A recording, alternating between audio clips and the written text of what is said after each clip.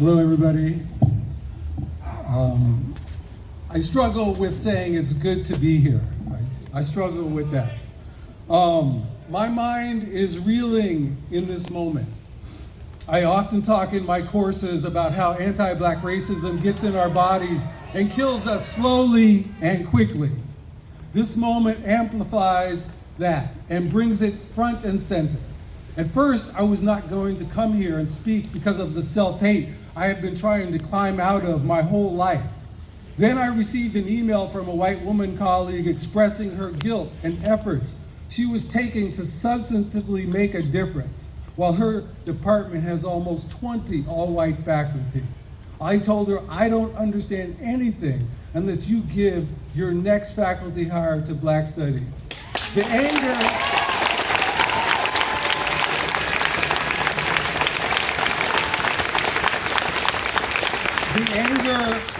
her anti-Black racism caused in me gave me the courage to speak.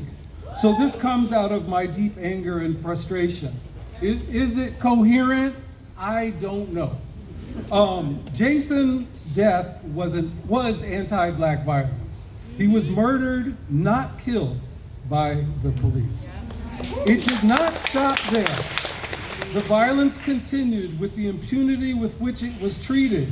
It was suffering compounded by suffering. It is only the people, friends and family of Jason, organizations and people who care, who have tried to get us somewhere close to the word justice, which might be addressed if the PSU police are made to disappear.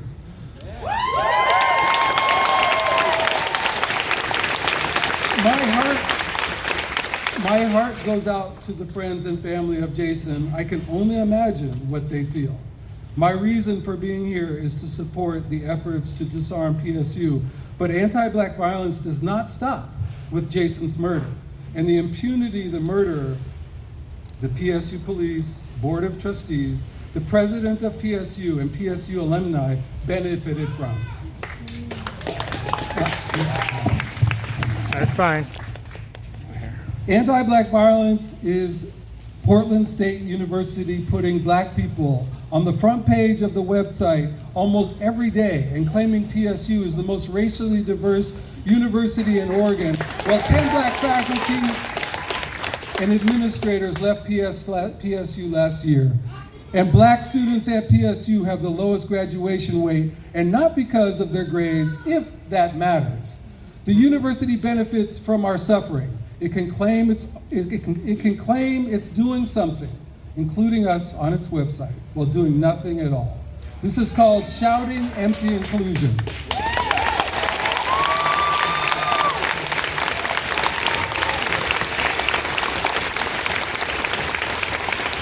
To me, inclusion is a filthy word. I can't help but point out specific individuals and departments who do anti-Black violence here. The Department of Sociology, which is made up of 10 tenure-track faculty, has 1 Black faculty member. And this person is leaving sociology because of the terror he has experienced from his colleagues. Sociology is an area of study where Black scholars have been some of the leading figures in the field, Du Bois, Patricia Hill Collins. And yet here at PSU, sociology does nothing substantive on anti-Black racism. Black students who go into this department, like almost every department across the university, experience anti-Black violence there.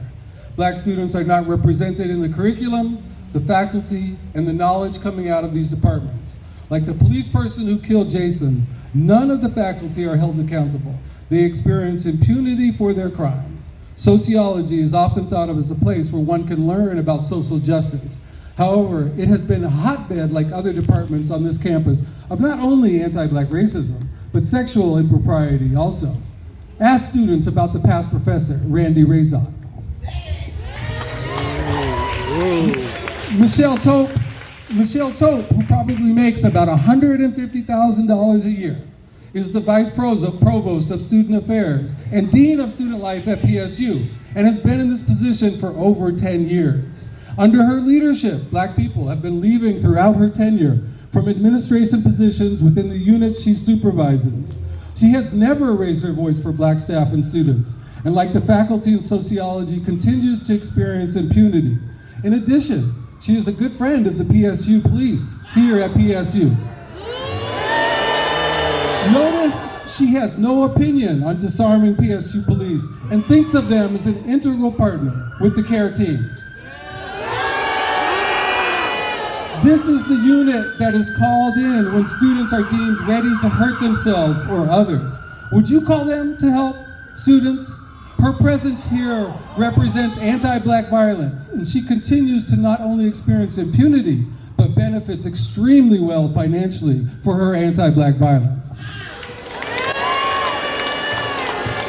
Lastly, Paul Gilley, who is a tenured professor in the political science department, openly supports colonialism. Have any of you heard of him? He argues that colonialism was a good thing and received support from the Koch brothers. This means he supports genocide and slavery. There is one Black faculty member in the political science department who has to share space with this person on a regular basis. The university president, the provost, the faculty union AAUP, most white faculty at PSU have remained silent about this openly anti-Black professor on campus. Please tell me why I pay my union dues.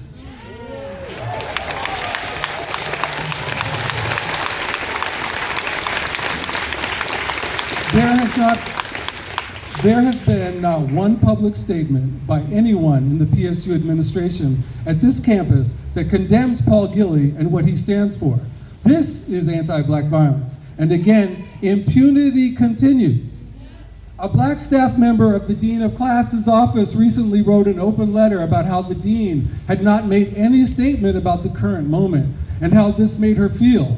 Although I can't speak for her, I would suggest it made her feel like shit. This is anti-Black violence, but to top it off, colleagues of hers have been writing her private letters to absolve themselves of guilt. These are the people who have sat silent all these years while anti-Black violence is everywhere on this campus, and this staff member has had to endure this insanity. Right? That is insanity. It's anti-Black violence on top of anti-Black violence. The Black Studies department is currently 1.5 tenure track faculty. That is anti-Black violence. The Indigenous Nations department is 0.5 tenure track faculty. That is anti-Black violence. The Chicano Latino Studies program is 0.5 tenure track faculty. That is anti-Black violence. No other department on this campus is less than 6 full-time tenure track faculty, and we are the departments, Black Studies, Chicano Latinos, Indigenous Nation Studies, the departments dealing with what are the most important issues facing the world today.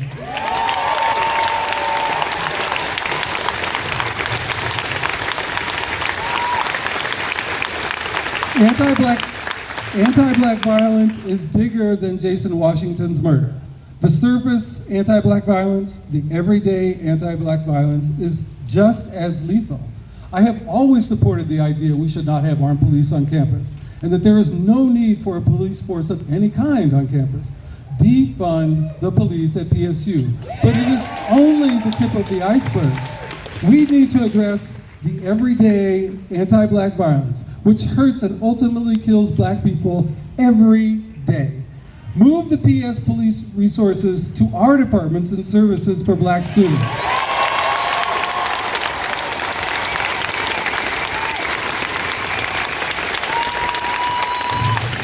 Disarm PSU. Disarm PSU!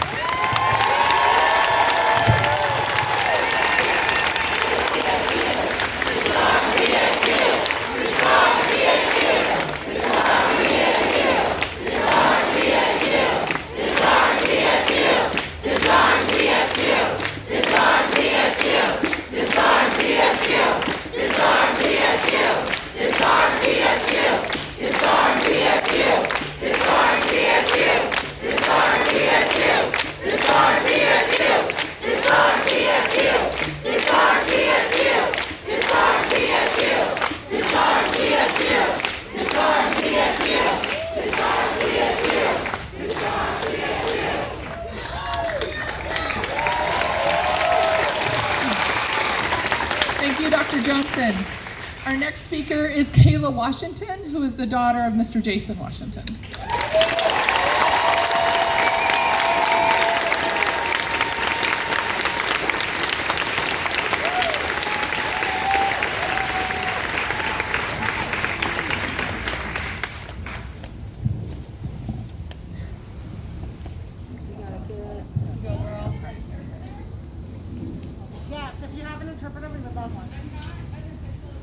At PDX Black Excellence for supporting me in my family's fight. So thank you all.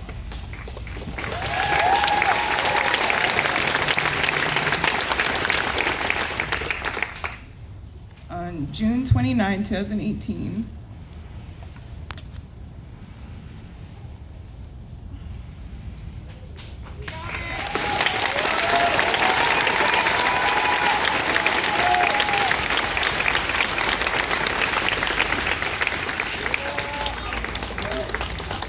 Jason Washington was shot and killed by Portland State University campus police while he was trying to break up a fight.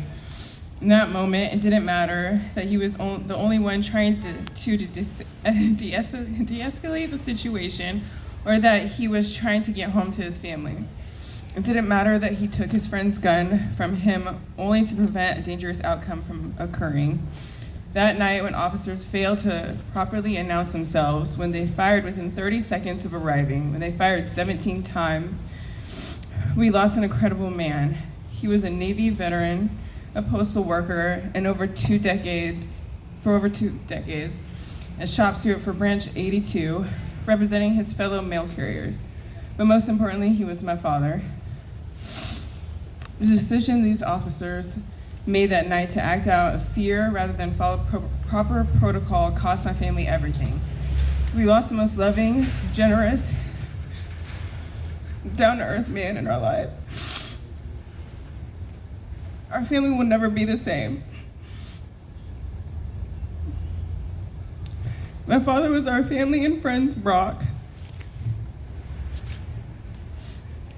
He knew how to love each one of us in a way we all needed.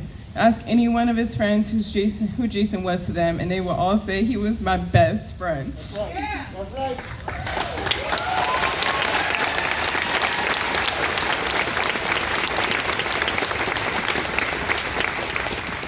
He was a friend to every single person he met. He made sure everyone he came in contact with felt the love and light he radiated. His supervisors, coworkers, and customers loved and respected him as well. He always went out of his way to help people on their routes and provide the best customer service he could give. He is missed dearly, and this world is a much darker place without him here.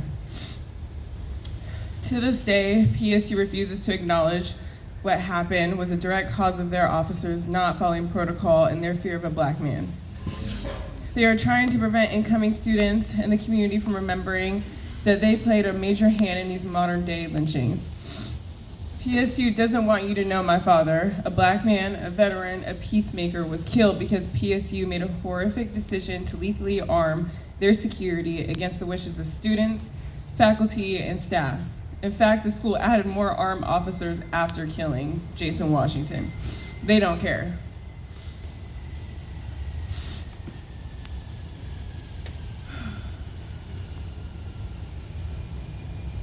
I would like to invoke a refrain that has swelled across the country's protests over the last 15 days.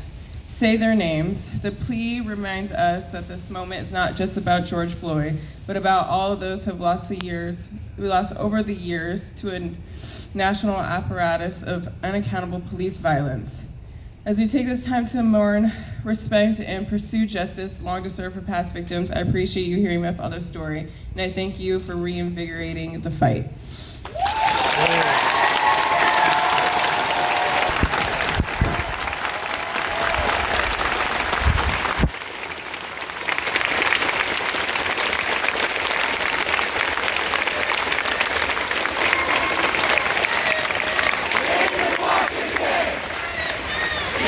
Washington! Jason Washington! Jason Washington! Thank you, Kayla and the Washington family. Now I'd like to introduce Joy Alise Davis from the Portland African American Leadership Forum.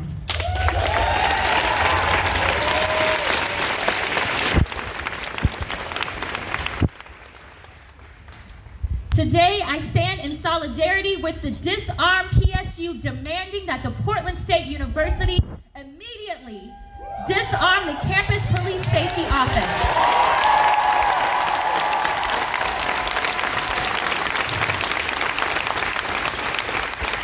But let me be clear, PAALF's demand goes further. We immediately demand that you also disfund and dismantle the Campus Public Safety Office.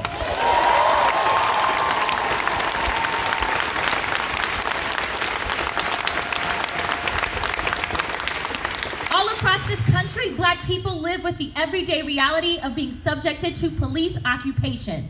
But we are here not only because of Breonna Taylor, Tony McDad, and George Floyd. We are here because of our community's experience with violence, surveillance, exclusion, and incarceration due to the police system.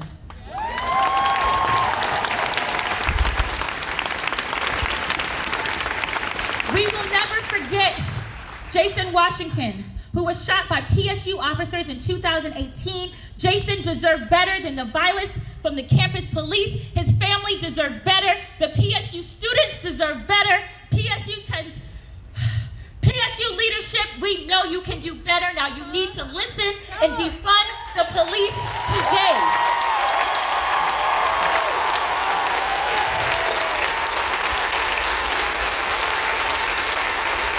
At PAALF, we imagine a world free of policing, a world where Black people have the rights, resources, and community to thrive. Whether the police chief in this city is Black or white, the police department has been violent in defense of whiteness and private property. We are allowing the city of Portland to displace, disenfranchise, and to do violence against Black people. Disarm the police today.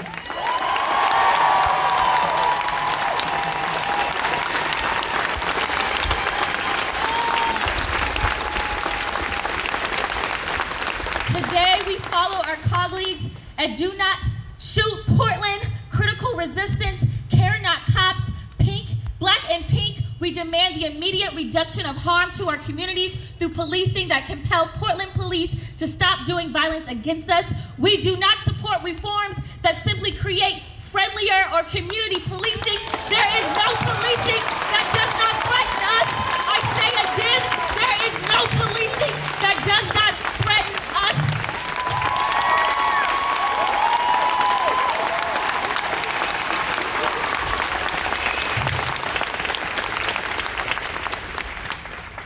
Our demands to the Portland State University Board of Trustees are simple, and our position is clear. While we build a world free of police occupation, we demand that Portland State University not only disarm their police, but also remove them immediately. Let me be clear. There was a time before police, and there will be a time after. Let me be clear. There will be a time after the police.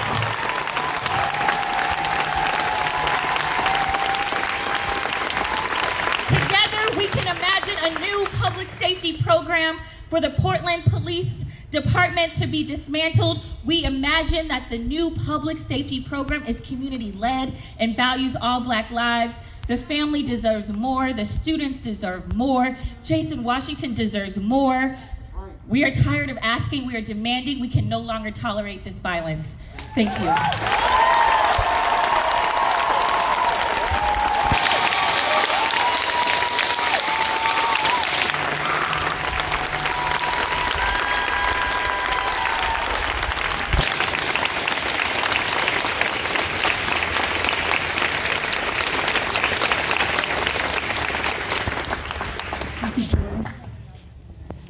Alyssa Pagan.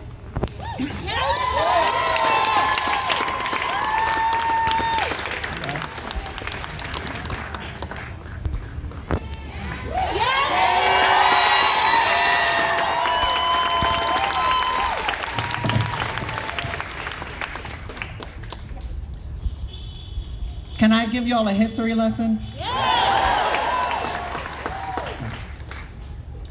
First of all, wait. Thank you, Mike Brown. Black Lives Matter! Black Lives Matter! Black Lives Matter! Black Lives Matter! Black Lives Matter! Black Lives Matter! Black Lives Matter! Black Lives Matter! Black Lives Matter! Black Lives Matter! Black Lives Matter! It was the Black Lives Matter movement that lit a fire under students at Portland State University in the fall of 2014. I was one of them. I joined in mobilizations with the activist group Don't Shoot Portland. Yeah! And it was in collaboration with the Portland State University Student Union, SUSU, the P is silent, because Portland is not the real name of this place.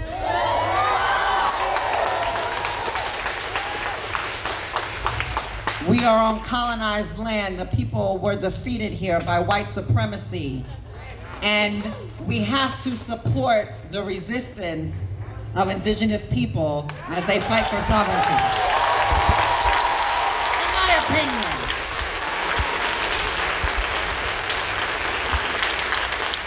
So it was because we were out protesting for Mike Brown, for Eric Garner, for Freddie Gray, were some of the early people who were brutalized and killed by the police, who we were doing mobilizations for as SUSU and Don't Shoot Portland.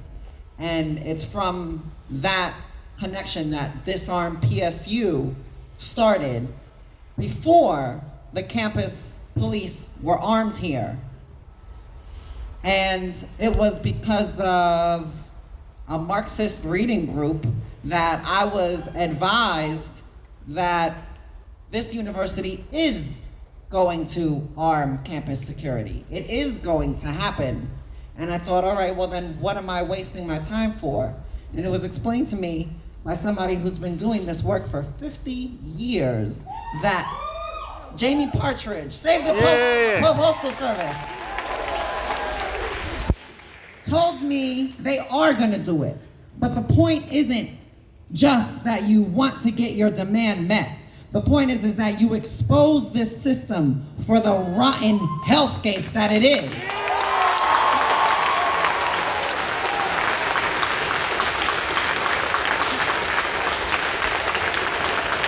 That what was going to be needed was militant action by the masses to be able to upend the decision that was always based in the financial interest of the people who were appointed by the president, Vim Vivel,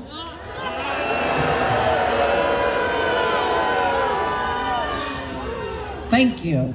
He's at Lewis and Clark if you want to pay him a visit. Because of the board that was appointed, and they are mostly millionaires on the board of trustees or the board of cowards, that the contracts for this building were in the works. And the people who were being asked to put up the money as investors did not feel comfortable putting in money into a university when there was so much threat of upheaval, when the Black Lives Matter movement was starting, when we were on the heels of the Occupy Wall Street movement, and Portland had a huge presence. So thank you to everyone who was at Occupy Portland. Because before that, they called this city Little Beirut. Because when George Bush tried to come here, the city turned itself upside down in honor of the city of Beirut. Thank you to every resistor in Lebanon right now who is fighting for their liberation. I told you this is a history lesson. Okay. It's because of that community sense of militancy and coming together that we're expressing right now, because of the memory of Jason Washington, that we sort of find ourselves. So We can't let the separation between the good protesters over here at Revolution Hall and the bad protesters over here at City Hall and the Justice Center. We have to say, no, no, no, no, no, no, no. We are all protesters, and we have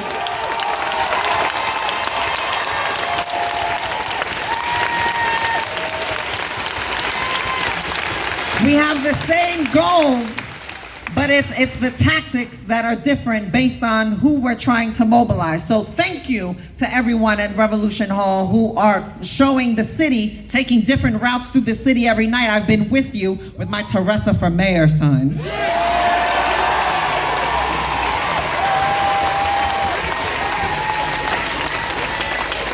I've been with you every night that I can get out there, and we're going through different parts of the city, and normal, middle class, cis hetero families are coming out of their lawns with their kids with signs that say Black Lives Matter.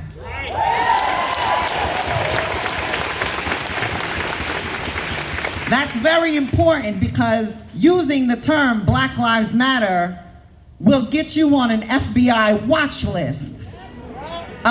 There is a very real and concerted effort to turn Black Lives Matter activists into the T word. And I'm not even gonna say it, but you know the T word I'm talking about. That's how they want to cast us. Same thing with Antifa, same thing with anarchists, same thing with socialist communists. Anybody who's fighting back against the system, get the label T, okay? And it's just so funny that people who are crying out for justice get labeled that time and time again. We're on the right side of history.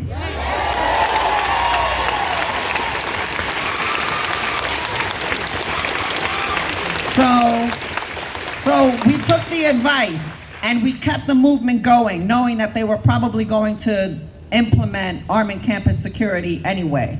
And we kept going. I mean, we had more rallies than I can count.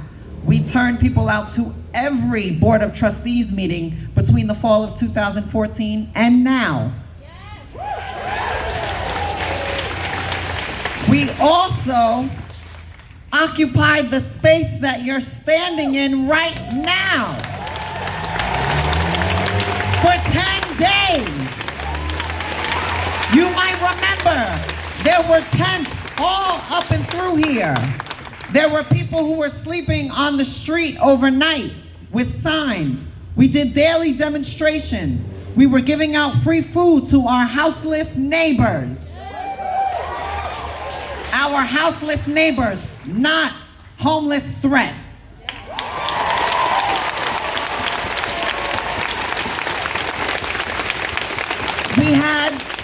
We had garbage and recycling and compost, Portland, Oregon. And we coordinated with Right to Dream 2, right across the river, after they were moved from 4th and Burnside years ago by the police and continued to be brutalized and swept by them. And we coordinated with other community organizations and got a lot of support for our occupation, so they didn't manage to shut it down for 10 days because we kept it sanitary, we kept it full of love, and we kept on calling for justice, and we were taking your space. And that's very important. We learned that from the Occupy movement. Take their space, don't leave it. Don't let them rest. So we were here for 10 days. And even that didn't get it, and we're still in the fight. So thank you for everyone that has continued the fight even after people have graduated out, which is the typical way that campus movements end up dying, because the people who make them happen move on. So thank you to everyone who's kept it going. So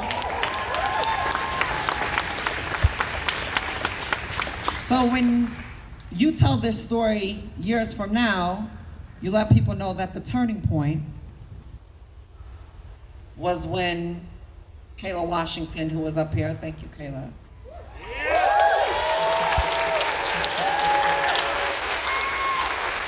Kayla got in touch with Olivia Pace. I'm gonna say Olivia's name after I give you this last piece of history, and then you'll cheer louder for her. Okay, she spoke to Olivia Pace, who's not here today because she's in the hospital getting her respiratory system treated. She doesn't have COVID, she has cystic fibrosis, and she definitely can't be taking risks right now, so she's taking care of herself, so she can't be here, but make sure you send this to her. Olivia, I love you. So she was talking to Kayla on Instagram because they're both Insta baddies.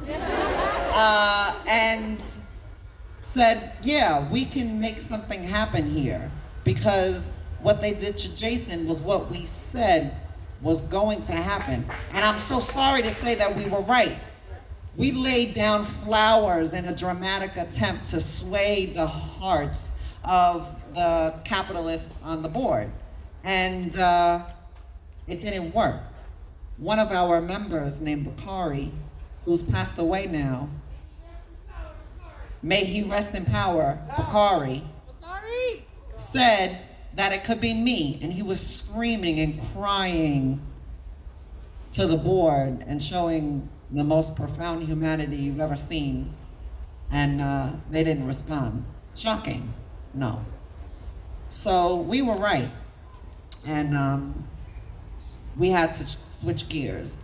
And now it's because of people like Jason who are trying to do the right thing, who are law-abiding, upstanding citizens, who are family men and people who serve in the military, people who are postal workers at the National Association of Letter Carriers in Detroit. The Portland delegation of the union went there and led the entire national union at their conference to say Jason's name. Okay. So we had to switch gears, and we needed to turn our cries from sort of simple anger and aggression to then taking on a note of grief, always, to honor the sadness. And we're still here. But it's people like Jason who end up getting attacked and killed by the police that end up turning around the minds of so many people. Some of you may be in the audience now who thought when the Black Lives Matter movement was at its height that these people are taking the wrong tactics. Sure, I don't like racist police, but I support them, and these people seem really angry, and and it's mixed consciousness. But you know what? Because they keep taking out more people, and the people who care about them and the people who care about them who've lost their loved one, and out and out and out, their minds change, and suddenly we're not understanding the police as protectors at all. And we need to take advantage of this moment because we're in crisis, and it's in crisis that new things can be born. We hope. So Olivia Pace made that happen. They brought in a grieving family to a fighting organization, and from that we get this. So thank you for being Reflections. And thank you, Olivia Pace, who is watching, so give her a cheer.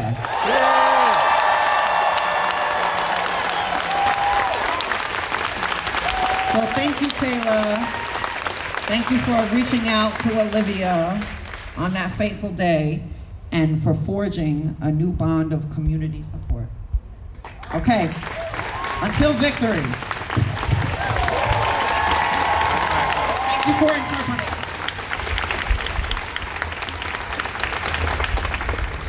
Thank you. Michelle Washington, who is the wife of Mr. Jason Washington.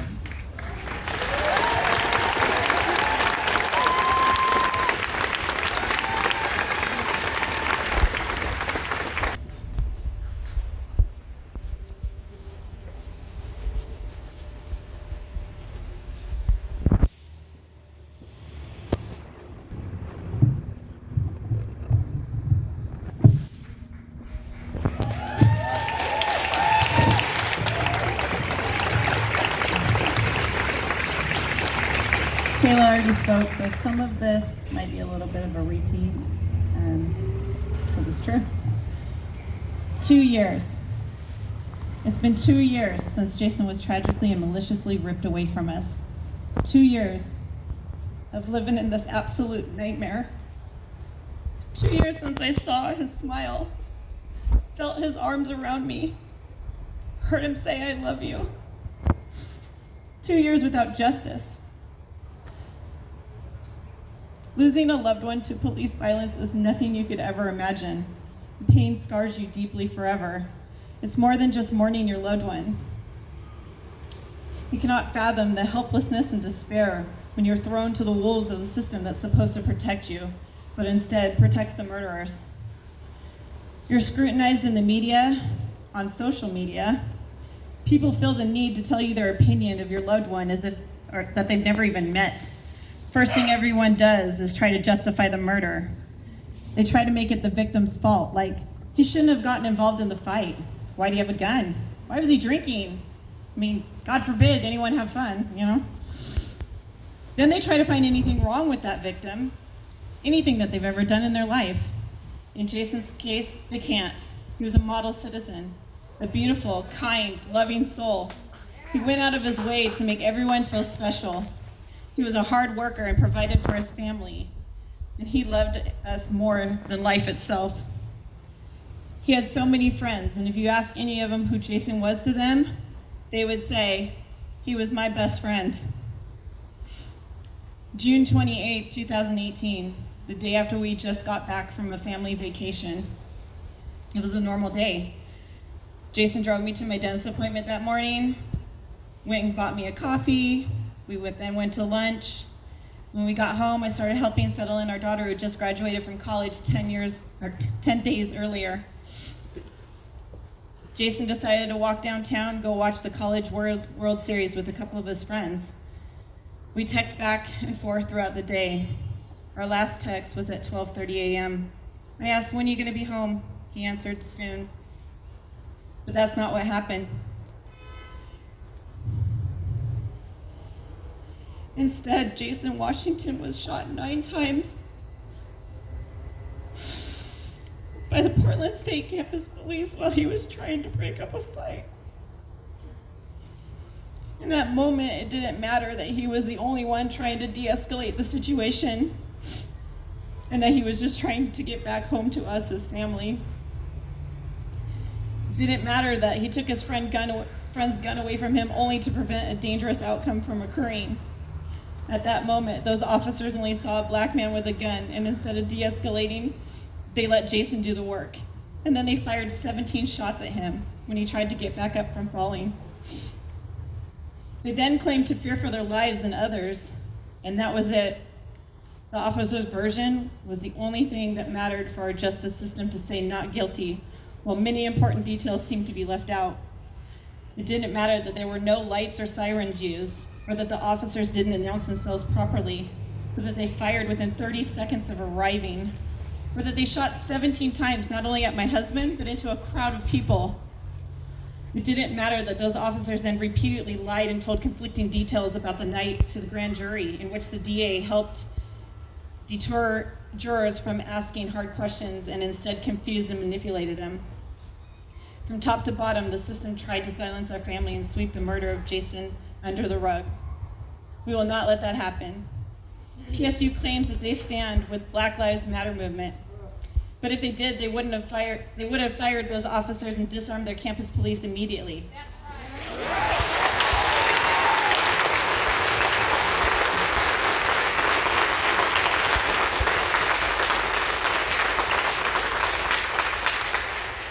Instead, they half-heartedly apologized for our loss while adding even more armed officers to campus. This is unacceptable. We refuse to stand by and possibly watch another black man fall and have another family destroyed. The disarmament of PSU needs to happen now. And don't think that your job is over once this happens, and it will happen. This is about more.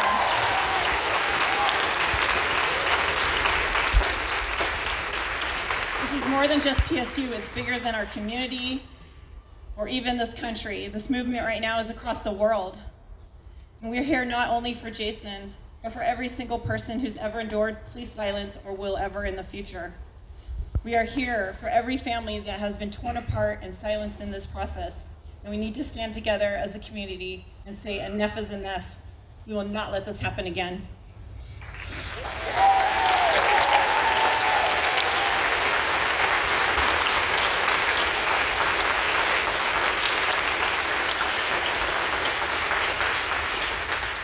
Will you guys please join me when I say his name? Jason Washington. Say his name. Jason Washington. Say his name. Jason Washington. Disarm PSU. Disarm PSU. Disarm PSU. Disarm PSU. Black Lives Matter. Black Lives Matter. Black Lives Matter. Black Lives Matter. Thank you for being here. We really appreciate it.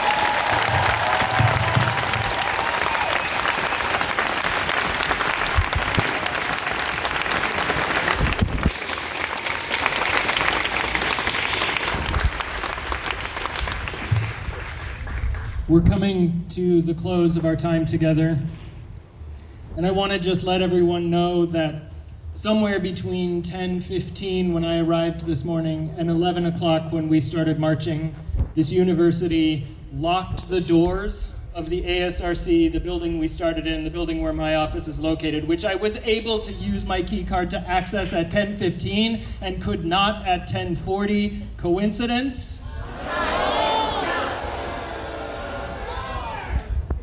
So that's a thing.